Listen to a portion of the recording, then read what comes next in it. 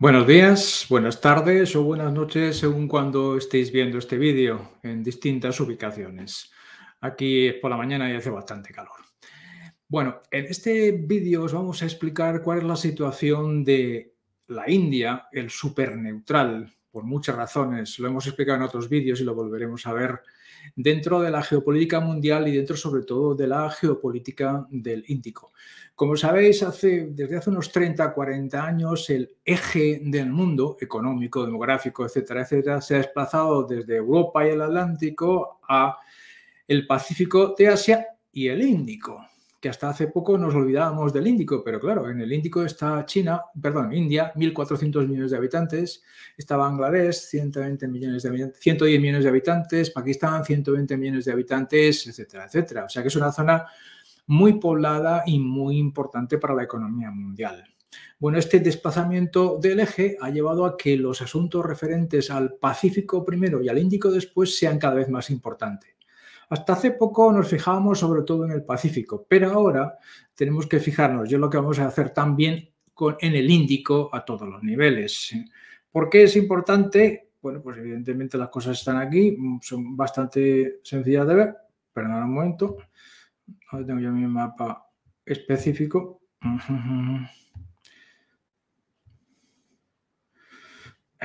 En este mapa vemos el Océano Índico, es un mapa muy genérico, muy amplio. A la derecha está todo el Pacífico. Cuando hablamos del espacio Indo-Pacífico, parece que nos referimos sobre todo a la parte del Pacífico que está en torno a Vietnam, Indonesia, Filipinas, China, pero esta parte, la parte del Océano Índico, es cada vez más importante y sobre todo está interconectada. ¿Por qué? Porque las rutas de comercio, de abastecimiento de todo tipo de bienes y servicios se conectan. La zona más dinámica de la economía mundial, el este de Asia, con una segunda zona bastante dinámica, que es Europa, pasan todos por aquí. Aunque los países estén ubicados sobre todo en el Pacífico, buena parte de las rutas comerciales y en consecuencia de las rutas estratégicas pasan por el Océano Índico. Por eso nos vamos a centrar ahora en esta situación en el Océano Índico y concretamente vamos a referirnos a el superneutral, que es, bueno, le hemos puesto la cara de Narendra Modi por muchas razones, pero en general es la India. Si volvemos hacia atrás, hay que darse cuenta, es muy sencillo, que en medio del Océano Índico está la India, justamente, y sobre todo en medio de la zona donde hay más tráfico comercial de personas, de bienes y servicios, que es la parte norte del Océano Índico. Justo en medio está la India, siempre estaba ahí, por eso se llama así, pero cada vez es más importante y por tanto lo que hace la India es cada vez más importante. ¿Y por qué hablamos del superneutral de Narendra Modi? Os lo hemos comentado más de una vez, pues por razones geoestratégicas. Si tú estás viviendo, si un país vive, perdón un momento que vuelvo para atrás, vive aquí, está ubicado aquí, está claro que está relativamente lejos de China, relativamente lejos de Europa y muchísimo más lejos de Estados Unidos, que son los tres grandes polos de la economía y la política mundial. Por tanto, ¿qué es lo que puedes hacer desde el punto de vista geoestratégico? Pues ser todo lo, digamos, neutral que puedas. Y Modi y la India en general, esto no es una cuestión de Modi o no Modi, La India en general se ha planteado desde el principio ser neutral y cada vez está siendo más neutral en el sentido de que cada vez tiene lazos con más países distintos que entre sí a veces no se llevan muy bien, pero que con la India se llevan bien y está tejiendo una red de contactos porque la India quiere ser el superneutral del mundo y está en un buen sitio para serlo, pero serlo no desde una posición de debilidad, sino desde una posición de relativa fuerza. Para empezar, son 1.400 millones de habitantes.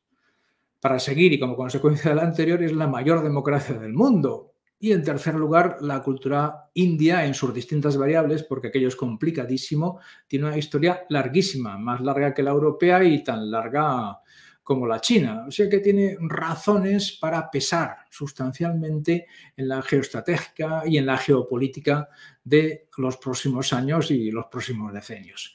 Bien, ¿qué ha hecho India o qué está haciendo India para tener este lugar de superneutral en el Océano Índico y en el mundo durante los últimos años. ¿Qué es lo que está haciendo? Pues fundamentalmente la geopolítica de la India para ser el superneutral.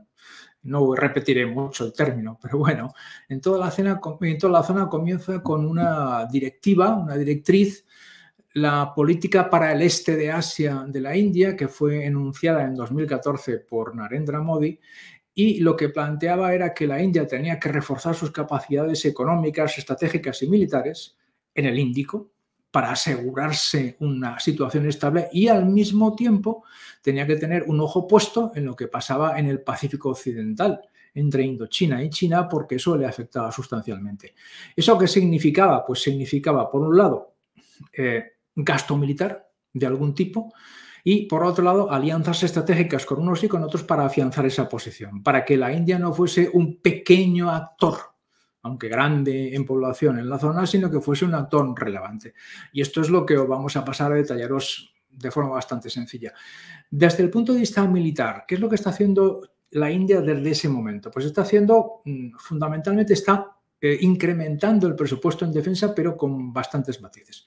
Sobre todo, el incremento del presupuesto en defensa de la India se está produciendo en el sector naval, en la marina. ¿Por qué? Pues porque, lógicamente, dada esa situación marítima y que tiene que controlar el Océano Índico, necesita más fuerza marítima que terrestre o aviación, aunque también la desarrolla.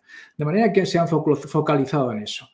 Por ejemplo, en el último año el presupuesto dedicado a instalaciones navales en general se ha incrementado como un 45%, lo cual es significativo.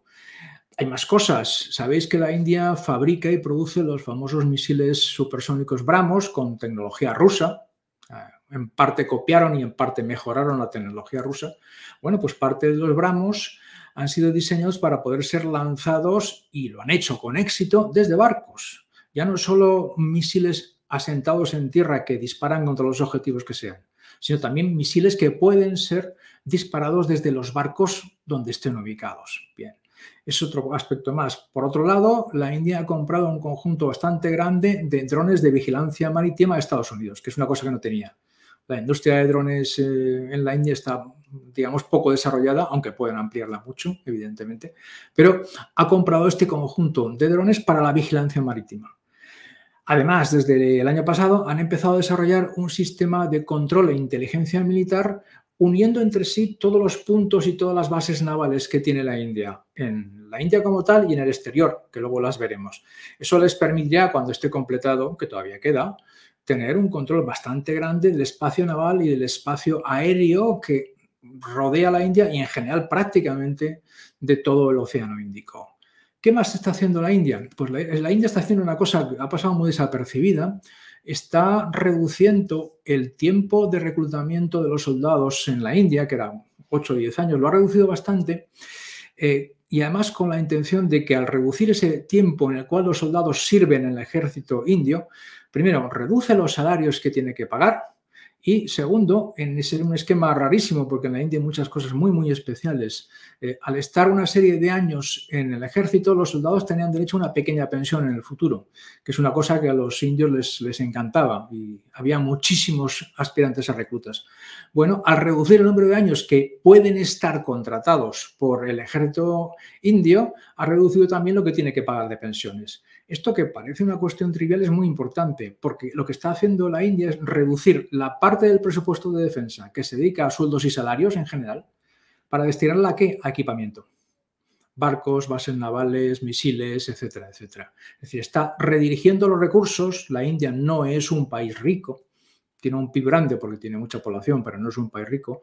Está redirigiendo los recursos de sueldos y salarios, cantidad de soldados, a armamento, instalaciones, etcétera, etcétera. ¿Y dónde? Pues fundamentalmente en el mar. De manera que está extendiendo su poderío marítimo, todavía le queda mucho. No es una potencia marítima naval del nivel de China, del nivel de Estados Unidos, pero está empezando a sentar las bases para eso, lo cual le permitirá, pues lo que hemos visto antes, ser el centro-centro, estar en el medio, en la neutralidad absoluta en el Océano Índico, que es su parte. Y ha desarrollado un concepto que es lo que se llama región del Océano Índico, IOR, al cual van dirigidas todas las políticas y a través de la cual se determina con quién se alía y con quién no se alía. De manera que lo que tenemos, por un lado, es que, bueno, podemos poner a Modi como representante, porque la verdad es que lo impulsó en gran medida, un conjunto de políticas para reducir el dinero dedicado a sueldos y salarios y pensiones del ejército y aumentar, por otro lado, el equipamiento, sobre todo de la Marina y en menor medida del ejército del aire y de la producción de misiles. Eso le da mayor potencia, mayor fuerza de disuasión, esté donde esté en el Índico y en cualquier momento. Esto, por un lado. Con eso, evidentemente, consigue tener una mayor relevancia política y estratégica en la zona, aparte de la que tiene por la enorme población que hay en la India. Eso por un lado. Pero por otro lado, esta misma política le ha llevado a establecer una serie de conjunto de relaciones con otros países distintos. Os lo enfoco brevemente. Desde que la India se independizó, fundamentalmente tenía una relación geopolítica y geoestratégica con Rusia, por razones del periodo de la independencia, etcétera, etcétera. En los últimos años, la India ha visto dos cosas. Primero, que necesitaba apoyarse en más actores regionales para tener presencia, porque Rusia, vale, era una gran potencia, ahora ya menos, pero estaba muy al norte. Y le interesaba tener relaciones con países vecinos desde el punto de vista estratégico, político, económico. Y por otro lado, después de la invasión de Ucrania por parte de Rusia, la India y los demás países se han dado cuenta que Rusia está yendo hacia abajo, está perdiendo poder económico, poder militar, poder estratégico y, por tanto, la India no puede basarse solamente en una alianza con Rusia, tiene que tener alianza con otros poderes para evitar fundamentalmente ¿qué? Pues para evitar quedar, digamos, constreñida entre Estados Unidos y China, que es el punto en el que estamos ahora. En el momento en que la India formula esto y comienza a desarrollarlo, se encuentra con que China ya había desarrollado más o menos lo que se llama el collar de perlas, una serie de bases y puntos de apoyo para sus navíos, en principio comerciales, pero también militares, y para los suministros de gas y petróleo que vienen de Oriente Medio y para enviar las mercancías hacia Occidente. Ante esto, ¿qué es lo que hace? De repente se encuentra pues un poco coartada y controlada por este collar de perlas. ¿Qué es lo que hace la India? Pues hace esto, que tenemos aquí. Ya sé que es mucho dibujito, pero espero que se vea. En todos los lugares donde hay números, hay o bases concretas de la Armada hindú, como en Andamán, o tienen barcos patrullando constantemente por ahí. Es una de las partes de la política de control del Océano Índico por parte de la India.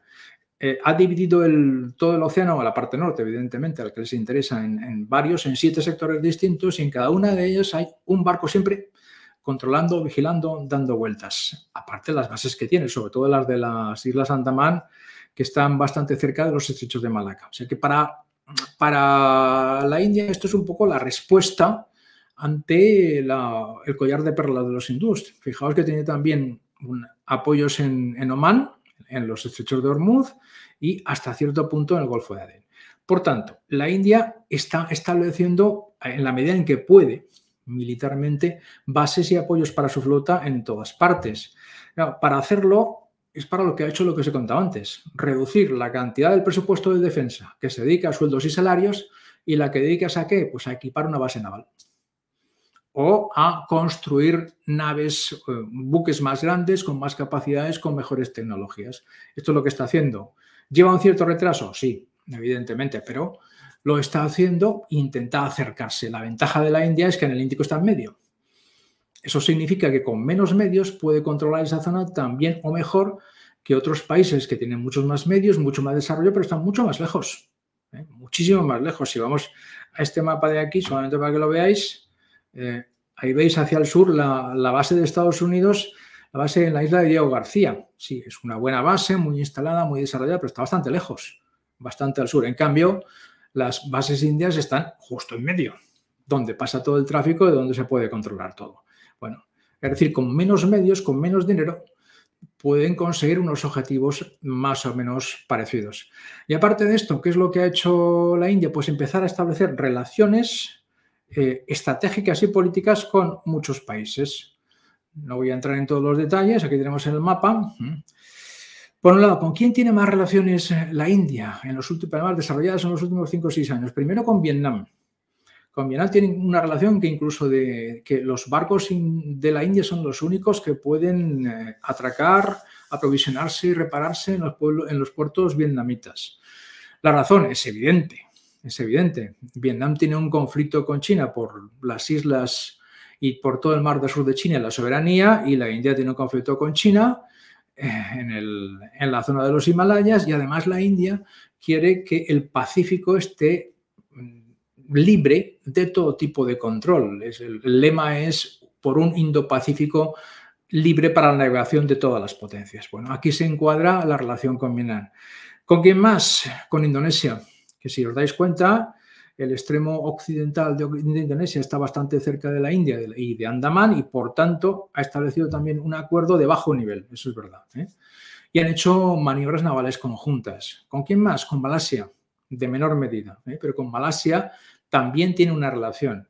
Y finalmente, hace un año aproximadamente, se estableció una relación más fuerte entre la India y Filipinas, y en el documento que firmaban los dos países, la India apoya totalmente las propuestas y los puntos de vista de Filipinas acerca de la zona de los 9 puntos en el mar del sur de China, la soberanía o no de las islas y los atolones, etcétera, etcétera. Es decir, la India apoya absolutamente a Filipinas en este aspecto. Si vuelves al mapa, entonces lo que te encuentras es que la India tiene acuerdos no muy amplios, pero relativamente sólidos con Indonesia, con Malasia, con Vietnam, con Filipinas. Toda la zona del mar del sur de China que tenemos aquí está, no digo que esté controlada, ¿vale? Pero tiene acuerdos con todos ellos porque le interesa. Y además, y por si acaso, que no creo que llegue el momento, la India se ha incluido en el Quad, en la cuadrilateral, cuyo objetivo fundamental es permitir el tránsito libre, sin ningún tipo de restricción, por toda la zona del Indo-Pacífico, que es como decirles a los chinos, no, esto no es vuestro, por aquí pueden navegar navíos pesqueros, comerciales, de guerra, de turismo, de lo que sea, de todos los países sin ningún tipo de interferencia. Entonces, este conjunto de relaciones son bastante importantes. Por otro lado, aunque esto nos cae un poco más lejos y lo conocemos menos, la India tiene una relación de siempre, de toda la vida, con la costa del este de África. Hay como 3 millones de descendientes de indios desde Kenia a Sudáfrica repartidos en distintas oleadas migratorias, no es de ahora, es de hace muchísimo tiempo, y hay una relación entre ellos que son indios y que tienen la relación con la India y tienen la religión hindú o budistas, depende, y la India también, y eso además es un hecho histórico, siempre ha habido mucha relación entre las costas de la India y las costas del este de África. Todo esto junto, ¿a qué te lleva? Pues te lleva a que la presencia política, geoestratégica, militar de todo tipo de la India está creciendo mucho en el Índico, a todos los niveles. Económicamente no. Económicamente no, porque la India no tiene todavía suficiente fuerza económica para ir más allá de hacer un pequeño préstamo a un país o ayudarle a un país con un tema concreto. No puede dedicar rupias y rupias y rupias a un país porque ya suficientes problemas tiene en casa. Pero desde el punto de vista político y geoestratégico, la India se está situando, y volvemos al mapa de antes, muy en medio, muy en medio, muy en medio. Aquí estamos. Perdón un momento, me he equivocado de perspectiva. Cada vez tiene más presencia aquí, y tiene presencia como país neutral, que es lo bueno para la India. De esa forma no tiene ni que alinearse con China, con quien se lleva mal, ni alinearse con Estados Unidos, con quien históricamente ha estado bastante distanciada, y bueno, le gustaría poderse alinear más con Rusia, pero Rusia ahora ya no da para mucho más. Y eso es una de las razones por las cuales la India ha tenido que cambiar su política. Entonces, si nosotros tomamos en estos momentos las dos grandes potencias militares son China y Estados Unidos, y en tercer lugar Rusia, pues ahora desde el punto de vista militar la India se sitúa en medio, ni con Rusia porque ya no tiene fuerza, ni con Estados Unidos, ni con China. Desde el punto de vista económico, los tres polos son China y el sudeste asiático en general, Estados Unidos y Europa. India en medio.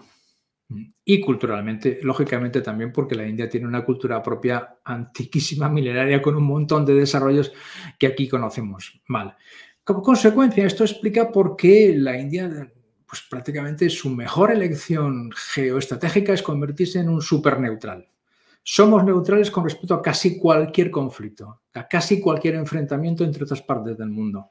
De hecho, este fin de semana Modi está en Arabia Saudita, en esa reunión en la cual se va a discutir las posibilidades de una paz entre Ucrania y Rusia, partiendo del plan de paz de los ucranianos y la reunión auspiciada por los sauditas. Vaya mezcla, ¿no? Bueno, pues el neutral, ¿qué hace? Ir allí. Y si se plantea una reunión de otro tipo en otro sitio para el tema de Ucrania, estará también. Aquí, en este caso, exactamente igual. Pertenece a la Quad y en ese sentido apoya a Estados Unidos y Australia, pero apenas participa con ellos en maniobras ni en ningún tipo de acontecimiento. Siempre en medio, siempre en medio, siempre en medio. Y eso parece la mejor elección geoestratégica y más en general geopolítica que puede tomar la India, independientemente de que el gobernante sea Narendra Modi o que en las próximas elecciones se ha desplazado del poder y sustituido por otro partido. Eso da igual, eso da igual. Como decía alguien hace muchísimo tiempo, los países no tienen amigos, no tienen aliados, tienen intereses. Y los intereses de la India ahora se centran en ser lo más neutral posible entre los distintos conflictos y partes que están enfrentadas. Eso es lo que mejor le va desde todos los puntos de vista. En ese sentido, el planteamiento de la superneutralidad de la India es el más acertado. Y nada más, hasta aquí lo que os teníamos que explicar acerca de la situación de la India, que es una situación de base general, y si hay alguna modificación sustancial ya os lo contaremos. Nada más, muchas gracias por estar al otro lado y si os ha gustado el vídeo, suscribiros al canal, activar las notificaciones y los likes. Buenas tardes.